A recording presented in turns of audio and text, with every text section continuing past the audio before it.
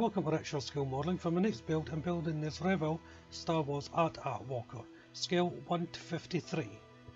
This is a special edition kit, and it comes with various paints and a little poster. So inside the box, I've already opened up the box and taken the contents out and primed them. So we have the sprues. I'll just quickly go through these. We have the feet and part of the legs, neck, the leg supports, the head, and more leg support. So I just see the head there. We have the top, or the bottom, sorry, the side panels here and here. So it is a basic kit, not much going on inside it, but it'll build up to quite a large kit, as you can see, just with the main body here. Inside, just let me put these to one side. There is various paints which I've already decanted into my little pots, but you get the general idea. Also is the poster, which is the Emperor Strikes Back poster. Here you go, see there? There's a little line in it. They should have rolled it up a bit in the tube. But I've got two of these now, because I've done the snow speeder before this build. So as I said, I've already primed them, and now we're going to get into the build.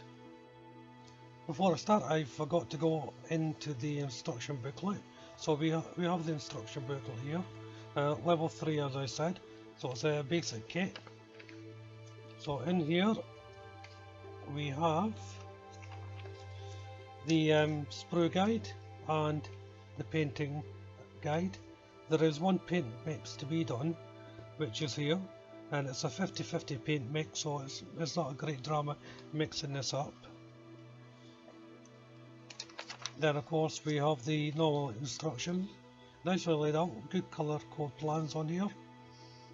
They're giving you the decal option as you build, but like the soft speeder, I'm pretty damn sure you'll be able to put these on at the end of the build, which looks like you will be able to do. So just go through these. They all look fairly simple and laid out.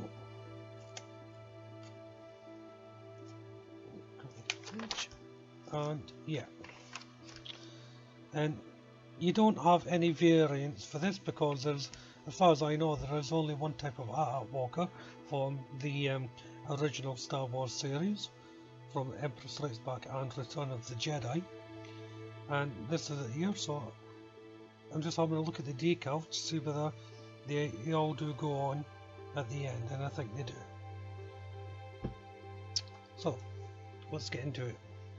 Well, to start with, painting most on the sprue, and I'm doing 76 light grey and 05 white, and that's a 50-50 paint mix.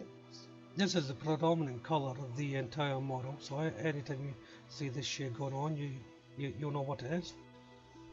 The chin guns are getting painted in 57 grey Revell aqua colour, with the mixed colour and this colour. This is only the two main colours you can put on. All the rest of us shading and detailing. Like this Revell aqua colour 90 silver, this is just for the support part, the feet, and for the pistons. So between the two main colours, you can build up the shades in different colour tones. You can follow the instructions, and the instructions say paint these little tips and parts 57, but on this particular model, I would say feel free to do what you feel is right on it. Don't necessarily just go with the paint instructions, because it will just be a bit bland otherwise. Also, I'm not necessarily building this in order of the instructions. For instance, this part is for the leg supports. I decided to do all the sub-assembly first before putting it all together. So it's already there and painted. It makes for a very quick build doing it this way. So just putting the two halves together, and The fit is very tight, so be careful when you're dry fitting, you may not get them apart. You'll also want to look at which parts require cement or not. For instance, the feet here, you don't want to glue the bar inside. This is crucial for movement of the feet. So when you put this cap on like I do, just make sure you're gluing the outer. But the fit is very tight, so you may not actually need any cement at all if you don't wish to use it. And that goes with the entire construction of the leg. The recess points in here are well defined though, which makes it a lot easier, particularly the construct, because they have to be built on the actual foot itself, as you can see here. So be careful with your dry fit, and make sure where you're going to be putting the cement, if any. And one of the reasons why I painted beforehand, so I can highlight as I go along. So this is Revell Aquacolor 57 grey, and it's just highlighting all the tiny little parts within the actual strut itself. These are similar to the feet strut. This is the top section of the leg. Now this does have a small decal sheet, but I decided just to paint them in instead of putting the decals on. The decals are perfectly okay, but there's so few of them, and I thought, well, there's no bother just painting in. So this is Revell Aquacolor 09 Anthracite, and this is actually the window of the walker, so it's for the head part. And I'm assembling at the moment the neck. Revell Aquacolor 09 Anthracite. I'm also using this for the tips of the chin guns. The bottom chin guns don't have any movement, they're just placed in, so these go into the underside of the head. The recess points, location points are really good. They can only go on one way. One pin will be bigger than the other, so you can't get mixed up which way they go.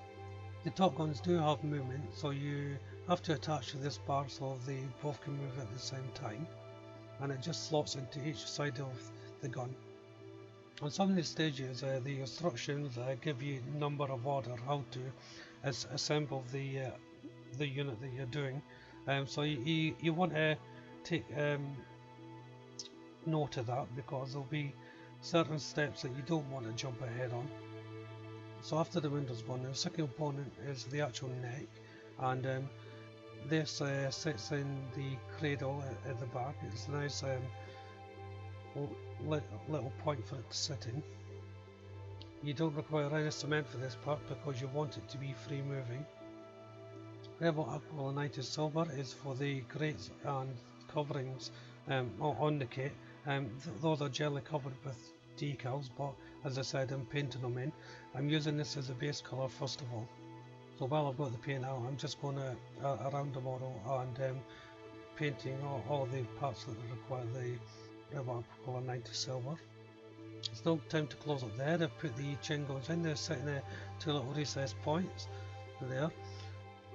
Before putting on, just be careful that you're going to get them on square. I did actually have a problem at this stage though. It's a very tight fit, as I've said before, and you have to make sure you get the location pins exactly 100% accurate. I didn't.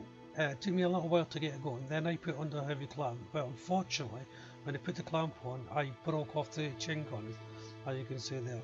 I just misjudged it, and I managed to snap them off. It's not a great drama, it just means when I cement them back on they won't have any movement. So it's back to the legs, and it's time to assemble the legs now, and they have little studs that completes the joint, and you push them in firmly, and the actual joint itself is on a ratchet system. There's a little raised bit of plastic with the opposite side, and you can move it and ratchet into place how you want the model to stand. So now it's time to put the chin guns back on. So it's easy enough to put them back on. As I said, they just won't have any more movement. Now I'm just going to fast forward this part. There's quite a lot to show you here, and ideally I would like to show you all, but if I didn't fast forward it, the video would be huge. So what we have is, I'm going to start withering. I'm using Withering Master C, and I'm using the gunmetal component here first of all. And if you notice that I've got the other powder pigments out, so I'll quickly go through them. The B, I'm using the soot component. The D, I'm going to be using the oil stain component. And the E, I'm going to be using the grey component, and that will be throughout the build as well. So the actual assembly can be done now. The main body is really well put together and clicks in without any fuss. You won't need any clamps or anything like that to hold this together. It fits in so well. So once one of the side panels on, it's time to do the rear panel. Again, just sits in the recess without any problem, then butts up to the side. And the location points are such that they really just push in, and that's then done. Next is attaching the head and neck. Now the instructions say don't put any cement on this, so you can rotate it. I decided to cement it just to make it a little bit easier to assemble. And next one is the bottom part, and it's the same again. Just make sure that you paint the underside inside before you put the bottom part on, because there is an overhang that will be shown within the model. And lastly for this process is the remaining side panel. Again, you shouldn't have too much trouble. The only main issue is making sure you get the location points lined up so the bottom part does fit in all nice and square, but I didn't have any problems. But once it's together, just check to make sure it's all snugly fitted. As you can see there, it's gone together quite well. So before I carry on, I'm using clear polish or varnish just to give it a coat of varnish before I carry on with the withering. And I'm doing it all over the model. I'm putting on a nice coat as well, not too thin, for the next withering process. Now it's for the main withering, so I'm starting with dust, and then going on to Starship Filth, then using steel, and lastly I'll be using white. Now these are all Ammo Meg withering brushers. You possibly seen me use them in the last couple of models that I've used. I generally only use these on sci-fi models, sometimes a little bit of armor.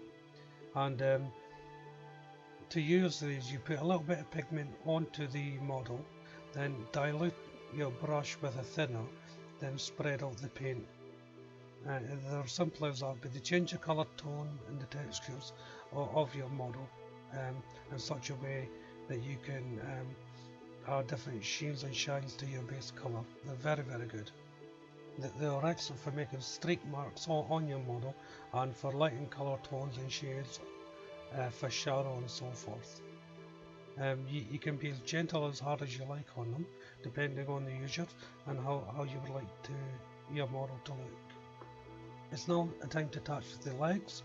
So first of all, I'm taking the sub-assembly parts and starting to put on the support arms. They just click into place, and then the whole base just drops on to the bottom here. The location points are well defined. You don't need much pressure to put them on. You can do so just to make sure. I did, but it really wasn't necessary. They just sit in the cradle there, and once they're in, that's that. They won't really move afterwards. Attaching the legs are fairly simple. They just place over on the unit, and the little stud bracket just pops in and you push it on. Again, doesn't need a lot of adjustment. Just make sure you get it to the alignment you want, but because you're not cementing these, it doesn't really matter. Just make sure you get the little pin in first, then you can see the movement now. Well, this will bring the built-in in once I put these legs on. As you can see, they're all going on very easily. This has been an enjoyable kit. The longest process was the actual withering. Even though this kit was a level 3, experienced model builders can get a lot out of it. There's so much room in this kit to make your own modifications. It's unreal for that. I may buy another one and completely modify it by putting in a proper cockpit and lights and so forth. I'll have to decide on that. But a beginner would be able to handle this kit without any problems. In fact, it's a really good kit to start on if you're a Star Wars fan. If you enjoyed this build, why don't you check out the channel for my other builds and subscribe to it for any upcoming updates and other builds. Click on the like button if you liked what you're saying, and indeed leave me a comment. But for now, thank you all very much for watching. Bye bye.